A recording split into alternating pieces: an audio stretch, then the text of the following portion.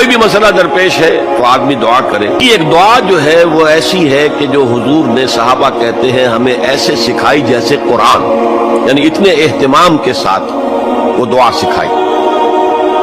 وہ دعا پڑھتے رہنا یہ ایک مستقل گویا کہ انسان کا استخارہ ہونا چاہیے اس کے معمولات میں.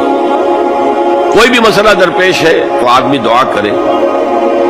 اللہم انی استخیرک بعلمک واستقدرک بقدرتک.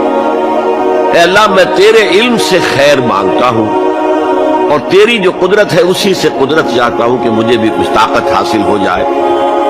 اللہم انی استخیرک بعلمک واستقدرک بقدرتک واسألک من فضلک العظیم. مانگتا ہوں تجھ سے تیرا بہت بڑا فضل.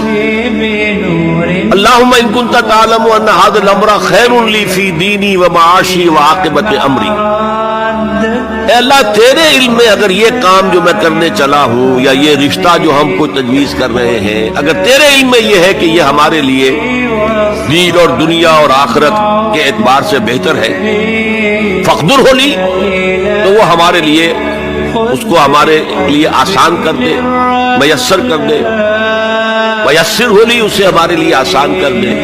ثم بارک لی فی، اور پھر اس میں ہمیں برکتیں عطا فرما.